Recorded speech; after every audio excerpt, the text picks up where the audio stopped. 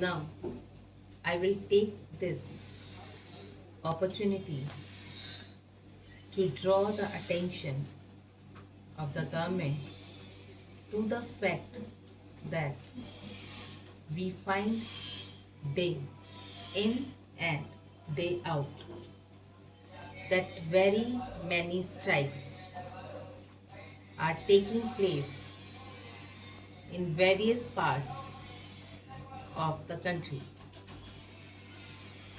These strikes by workers and employees take place because of disparity in wages, in emoluments.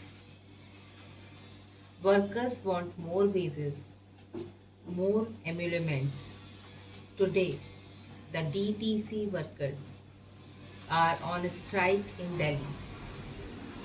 No doubt, the government has been able to help the public by putting very many buses, private buses, and other buses from other states. But the strike is always near success. As I said, in banks, in government offices, in factories, strike take place. As I said, the cause is the wage disparity. Every year, I have suggested to the government, and I take this opportunity to reiterate my request that there must be a national wage policy. So long as you do not have a national wage policy, you cannot dispense with these strikes and these direct actions by organized trade unions. Moreover, sir, in this connection, I would also like to point out that being committed to socialism, we must not, unless avoidable victimization, repression against these trade union workers who go on strike. We should not be vindictive. We should try to have a negotiated settlement. We should try to solve the problem amicably. That will reflect our faith in socialism.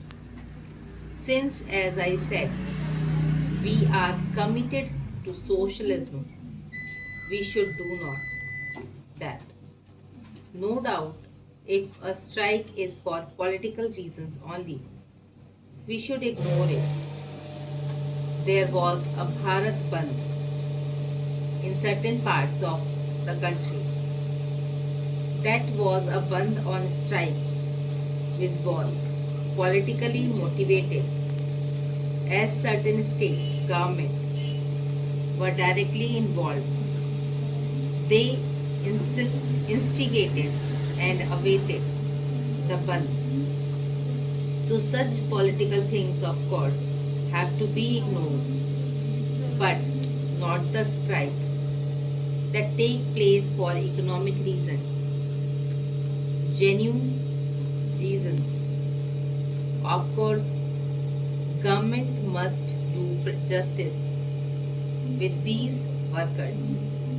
Sir, there is no doubt that the exemption limit of rupees 40,000 for income tax has been increased during the last so many years. During all these years, there has been annual inflation at the rate of 10%. It means 30% reduction in the actual wage has been there. If we take the case of the salaried class, how are you going to offset this impact because of inflation?